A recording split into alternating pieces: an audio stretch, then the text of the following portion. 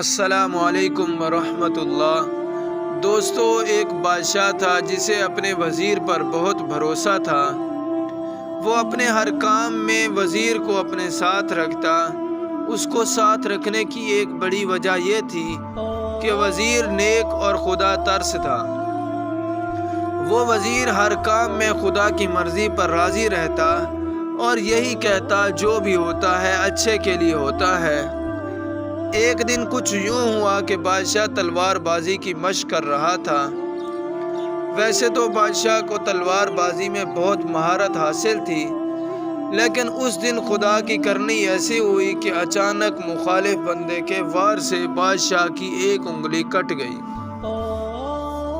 بادشاہ کو بہت تکلیف ہوئی اور رنجیدہ ہوا، لیکن اس کے وزیر نے اس بات پر بھی بادشاہ سے کہہ دیا کہ جو بھی ہوتا ہے اچھے کے لیے ہوتا ہے۔ یہ سن کر بادشاہ کو بہت غصہ آ گیا کہ ادھر میری انگلی کٹ گئی اور وزیر کو اس کام میں بھی مصلحت نظر آ رہی ہے۔ بھلا میری انگلی کے کٹنے میں کیا مصلحت ہے؟ بادشاہ نے وزیر کو قید میں ڈالنے کا حکم دے دیا۔ چنانچہ وزیر کو جیل میں بند کر دیا گیا۔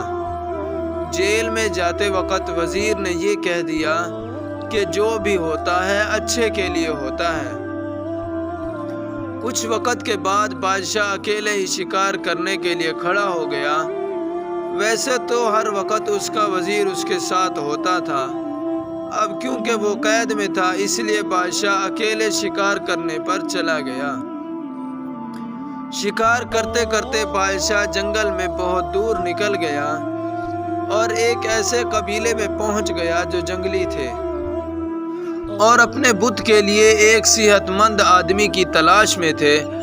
بادشاہ کو دیکھ کر وہ بہت خوش ہوئے اور اسے قربان کرنے کے لیے لے گئے۔ اسی دوران ان میں سے ایک کی نظر بادشاہ کی کٹی ہوئی انگلی پر پڑی۔ اس نے سب کو بتایا کہ جس شخص کو ہم قربان کرنے کے لیے لے جا رہے ہیں اس کی انگلی کٹی ہے اور اس کی قربانی نہیں ہو سکتی، کیونکہ وہ ایک صحت مند آدمی کی قربانی چاہتے تھے، لیکن بادشاہ کی تو ایک انگلی کٹی تھی، تو انہوں نے بادشاہ کی قربانی نہیں کی اور اسے منحوس سمجھ کر فوراً آزاد کر دیا۔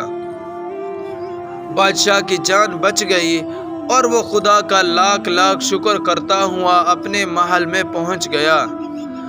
محل پہنچ کر اسے ایک دم وزیر کی وہ بات یاد آ گئی کہ وزیر نے سچ کہا تھا کہ جو ہوتا ہے اچھے کے لیے ہوتا ہے۔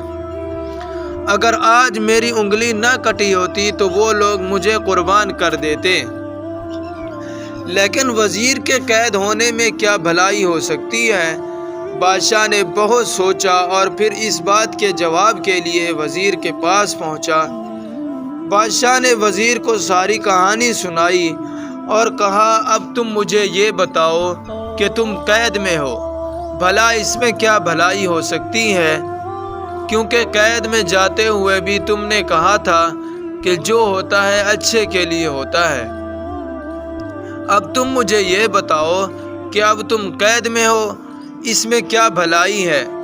وزیر نے ہنس کر جواب دیا، بادشاہ سلامت، اگر آج میں قید میں نہ ہوتا تو یقیناً آپ کے ہمراہ شکار کے لیے گیا ہوتا اور وہ لوگ آپ کو چھوڑ کر مجھے قربان کر دیتے۔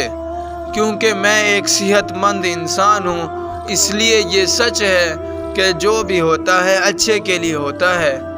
خدا کی کوئی بھی حکمت مصلحت سے خالی نہیں ہوتی۔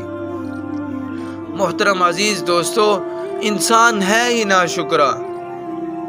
جب اس کو خوشیاں مل رہی ہوتی ہیں تو وہ خدا کا شکر ادا کرتا ہے، اور جیسے ہی ہم پر تھوڑی مشکل آتی ہے تو ہم لوگ شکوہ شکایت کرنے شروع ہو جاتے ہیں، اللہ پاک کے فیصلوں پر اعتراض کرنا شروع کر دیتے ہیں کہ اللہ پاک کو ہم ہی نظر آئے تھے، جبکہ قرآن پاک میں اللہ پاک نے بار بار کہا ہے کہ انسان ہے ہی ناشکرا۔